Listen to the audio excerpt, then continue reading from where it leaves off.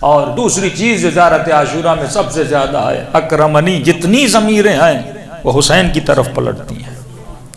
سارکم، کس کی سار اور کس کا ایثار مجھے عطا کر؟ حسین کا ایثار عطا کر، مجھے اپنا کریم بندہ بنا، مقام محمود کی دعائیں کرتے ہو۔ یہ ساری چیزیں میں بتا چکا ہوں، ان کی ریپیٹیشن میں نہیں جاؤں گا۔ مقام محمود جو مقام شفاعت ہے، یعنی خدا اپنے حبیب کو کہے کہ حبیب نماز تہجد پڑھ تاکہ خدا تجھے مقام محمود عطا کرے، یعنی وہ جو خدا نے محمد کو عطا کیا اسی کی دعا ہم زیارت عاشورہ میں کر رہے ہیں۔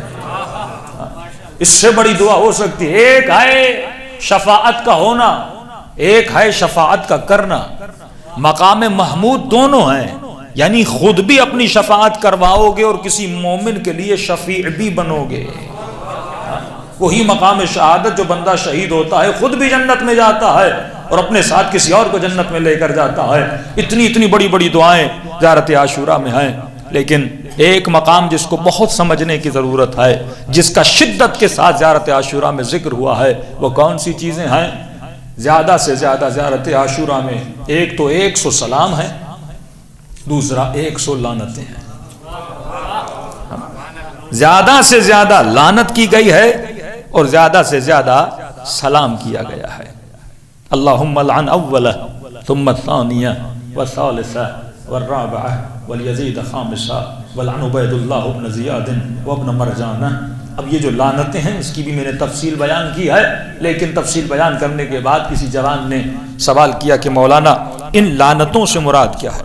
میں نے کہا اگر فلسفہ لینا ہے تجھے لعنت کا فلسفہ، وہ بھی زیارت عاشورہ سے لینا ہے۔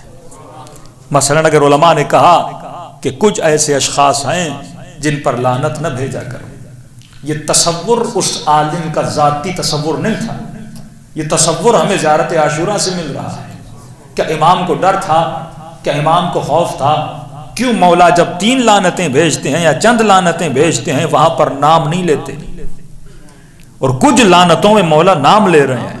اس کا مطلب کچھ ایسے ہیں جن پر لعنت تو بھیجو پر نام نہ لیا کرو۔ یہ تصور تجھے کہاں سے مل رہا ہے؟ زیارت عاشورہ سے مل رہا ہے۔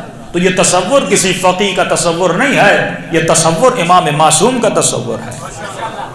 ہاں، جو لوگ یہ کہتے ہیں کہ فلاں مجتہد نے فتویٰ دے دیا اور اس مجتہد کو برا بلا کہتے ہیں، اب زیارت عاشورہ میں تم کس کو برا بلا کہو گے؟ کیا تم امام سے زیادہ تبرہ کرنے والے ہو؟ کیا تم چھٹے اور 5ویں امام سے زیادہ تبرہ کرنے والے ہو؟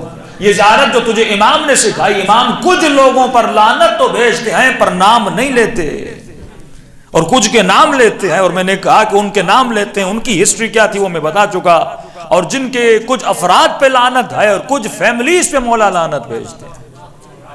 کہ معصوم سے پوچھا گیا مولا فیملی پہ لعنت کیوں بھیج رہے؟ وہاں فرماتے ہیں فیملی سے مراد آئیڈیالوجی ہے، کہ رسول خدا کی حدیث اگر بنو امیہ کے 40 لوگ ایک جگہ پہ جمع ہو جائیں تو فرمایا اتنا فسق و فجور پھیلائیں کہ جس کا اندازہ نہیں آئے۔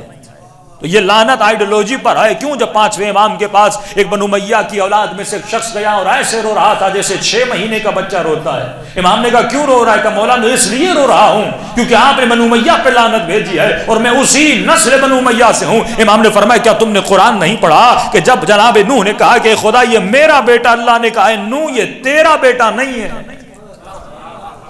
کیونکہ تیری فکر پہ عمل کرنے والا نہیں ہے۔ کہ اگر تو محمد اور آل محمد کی فکر پہ چلنے والا ہے تو تو بھی بنو امیہ کی نسل میں سے نہیں ہے۔